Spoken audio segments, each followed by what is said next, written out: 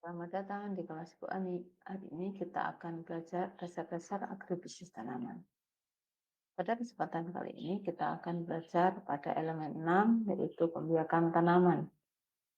Hari ini kita akan belajar pembiakan tanaman secara vegetatif dengan topik mengidentifikasi perbanyakan tanaman secara vegetatif alami dan buatan. Anak semua, tahukah kalian apa itu pembiakan vegetatif? Pembiakan vegetatif adalah cara perkembangbiakan makhluk hidup yang terjadi tanpa melalui perkawinan. Perkembangbiakan secara tidak kawin, di mana individu baru berasal dari bagian-bagian tubuh induknya atau disebut dengan aseksual. Bahan tanam pembiakan vegetatif adalah menggunakan bagian-bagian vegetatif tanaman seperti akar, batang, dan daun. Bahan tanam yang berasal dari bagian vegetatif ini disebut dengan bibit. Kelebihan pembiakan vegetatif: 1. Masa muda tanaman lumayan pendek, tanaman cukup cepat bereproduksi. Bisa diterapkan terhadap tanaman yang tidak menghasilkan biji. Sifat-sifat yang lebih baik terhadap induknya bisa diturunkan. Bisa tumbuh dari tanah yang mempunyai lapisan tanah dangkal, sebab mempunyai sistem perakaran yang dangkal. Kelemahan dari pembiakan vegetatif adalah sistem perakaran kurang kuat sebab tidak mempunyai akar tunggang.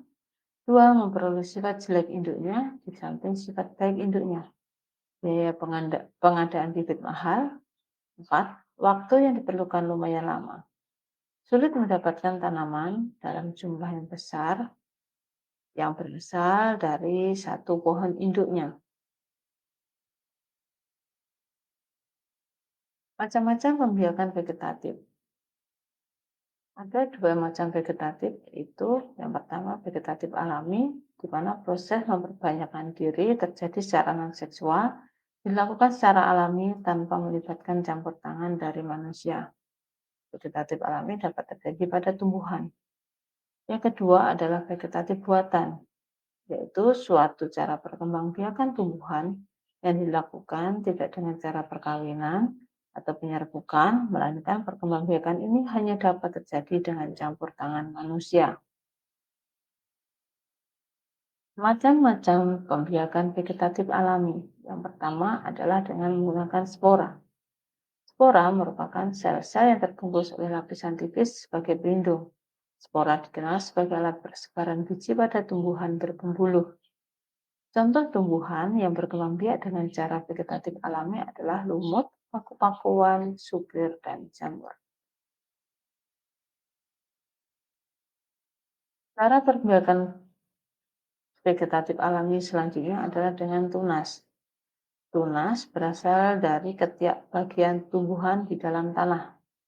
Tunas muda akan tumbuh menjadi tumbuhan baru dan tumbuh di sekitar induknya sehingga terbentuklah rumpun.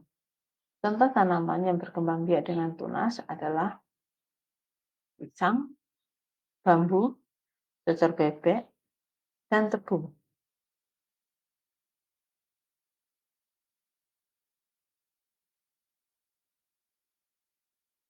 Cara perkembangbiakan secara alami yang selanjutnya adalah dengan menggunakan umbi.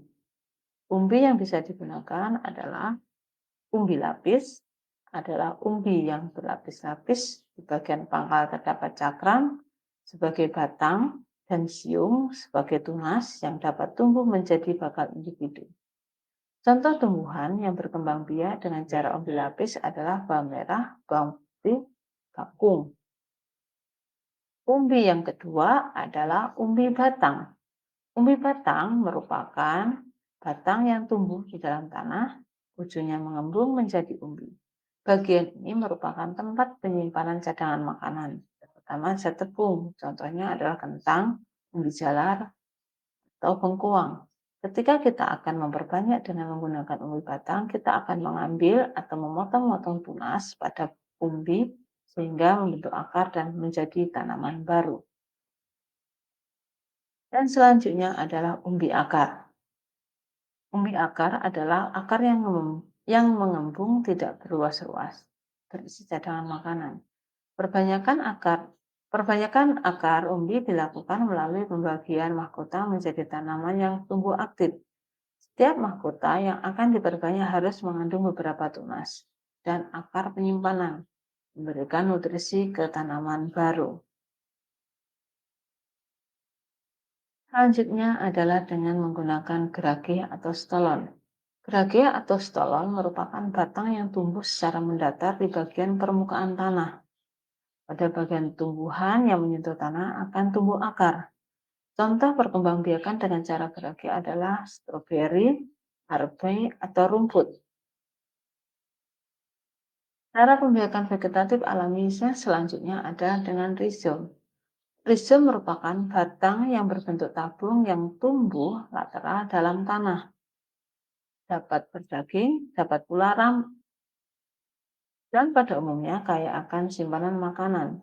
Rhizome mengandung mata tunas dan ruas-ruas bermacam-macam panjangnya dan dapat menghasilkan akar adventit. Jika ruas-ruas ini akan dipotong, maka muncullah tunas dan akar sehingga bisa menjadi individu yang baru. Pembiakan vegetatif buatan melibatkan campur tangan manusia. Apa saja yang bisa dilakukan dengan pembiakan vegetatif buatan? Yang pertama adalah mencangkok. Mencangkok adalah mengusahakan batang tanaman berakar sebelum ditanam di tanah. Selanjutnya adalah stek.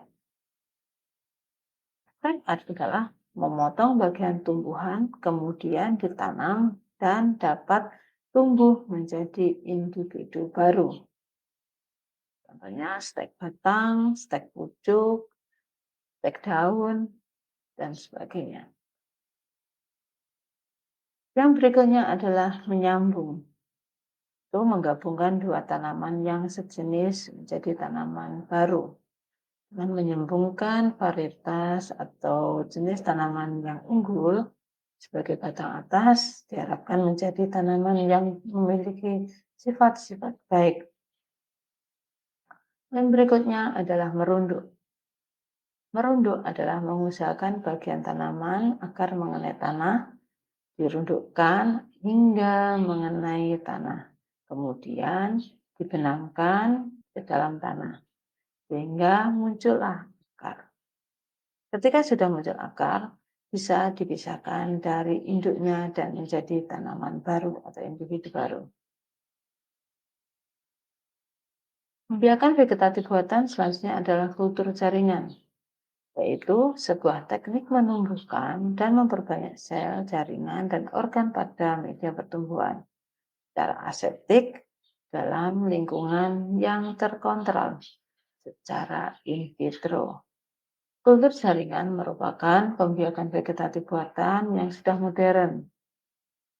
Ini biasanya digunakan untuk skala industri yang membutuhkan atau yang memerlukan bibit dalam jumlah yang besar dalam waktu singkat.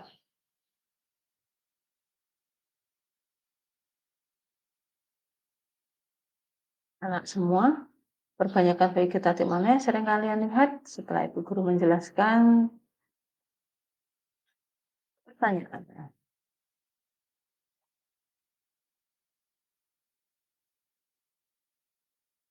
Terima kasih.